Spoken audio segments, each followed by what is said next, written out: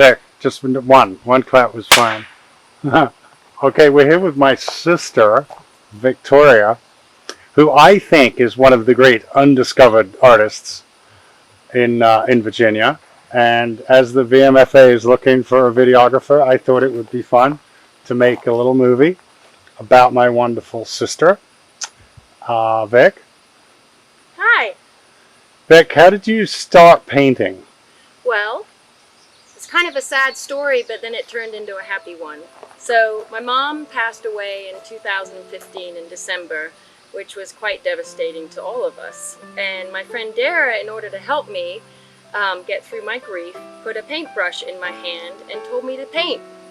And we just painted, and we just kept painting and painting, and I would erase what I did, and then I would put more paint on it, and then I'd create this great thing, and I thought it looked terrible, and she's like, that's fantastic, and then I would be like, no, and I could just paint over it. And then I just like drew this one right here one day, after Dara had given me all the supplies.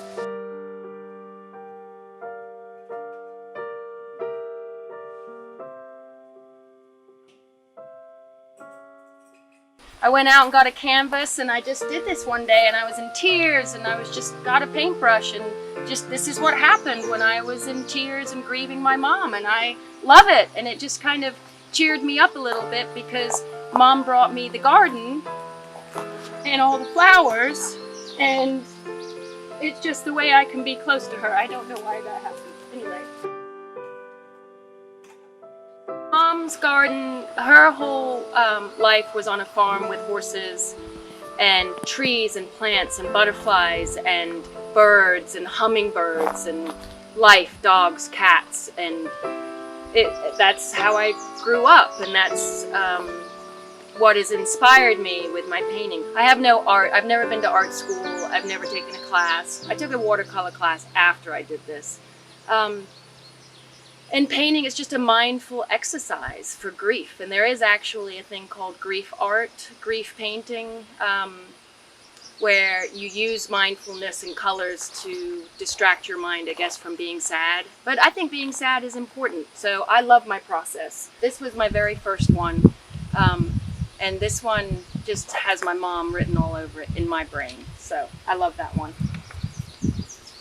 I used to just only paint white kind of daisies or echinacea, and they're a very easy flower to paint for me. I can't do anything much more complicated than that. I wouldn't do any Georgia O'Keeffe. That's way too artsy for me. These two came later. This was a new style where I was using more colors and actually using a liner around the flowers. So you can see in this one, there's outline on the flowers. That was new. I kind of like that. That kind of popped up, and these colors were different than the white ones. And then I introduced bugs. So I got ladybug. This is my caterpillar that ate too much, and then he turned into a beautiful butterfly, and I used to read that to my kid, and that's where all these came from. You can have as many caterpillars and flowers and bugs as you want. It's great. It's freedom. You design and create, and it doesn't matter because it's your choice if you want anybody to see it or not.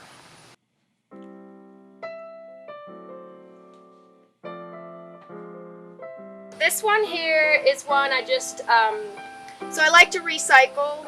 I get a lot of canvases from Goodwill that have like, I guess they may have been in a restaurant, Bon Appetit, and it's a wine glass. And I thought, well, I'll just paint over that with some latex primer, and then I'll just create it. So I went bigger, and then I just kind of looked at colors and became more bold. Someone asked me what flowers they were, and I said, they're whatever you want them to be. It could be a daisy, an echinacea, it's flowers. It's great. It's abstract a little bit. You get away with murder.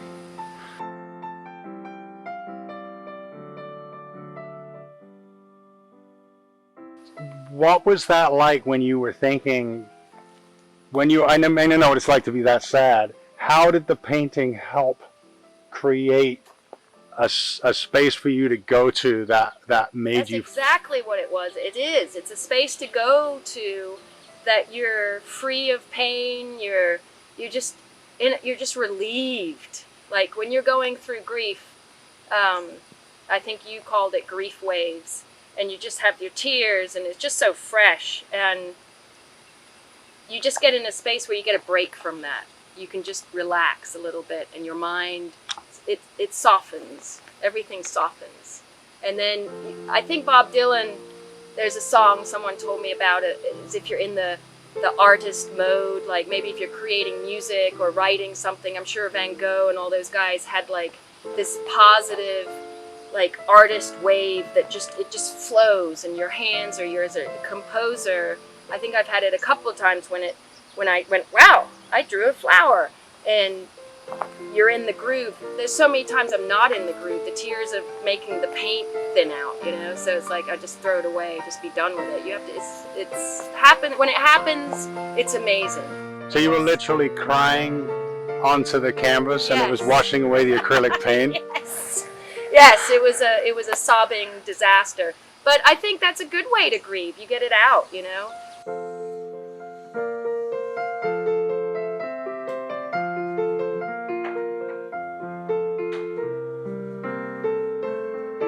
So this one's not finished by any means, and that's the other thing that happens is I get stuck and I don't know where to go. So for me, I don't like any of this bottom part. It's the blue isn't right, the leaves, I'm like, ah!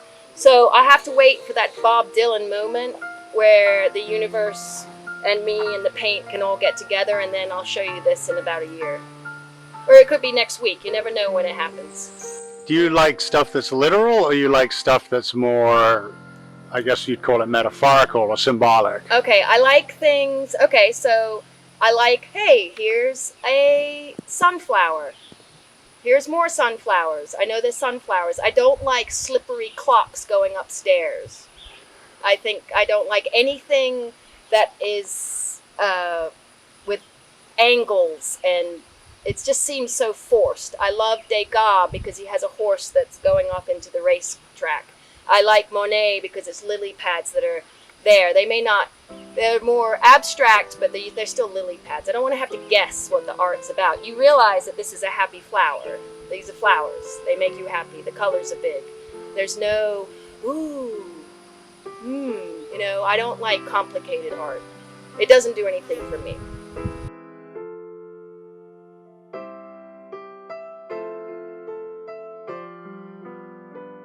So this is a more recent one. I changed from brushes are an issue for me. Like, I went on YouTube to figure out like what brush stroke and, you know, what are the 10 common mistakes with acrylics? Well, the brush in your hand and fine lines, well, they have these acrylic pens. Well, that works with me so much better than a paintbrush. So this is my first attempt with an acrylic pens. There's like, I bought probably 20 different brands to see which one I like, and I finally figured it out. The other thing I like about acrylic pens is you don't have to use water, there's no cleanup, and you can take it to the beach. You can take it in the woods, you can just take it in your car, and you can just draw on a small canvas or a big canvas. So now I've made it portable. I could have mindfulness anywhere. Do you anticipate when those moments are going to come, or they just randomly show up? Well, I'm not a very scheduled, organized thinker. I'm more random, spontaneous, and I'm learning to go with it when it comes my way. Hopefully I'm at home at the time. Do you see what you could paint, or you just feel a creative energy in you? No, it just happens when I put the pen in my hand. I've tried that. I've tried to look at a scene and try to copy that, and I've tried a lot of things. I just have to do freehand. It's kind of like when they teach you on the recorder, when you can read the music without practicing. Yeah, sight reading. Sight reading. So that's kind of what this is, I think. It's like, da-da, like I've got it, you know, for me, because I like this one.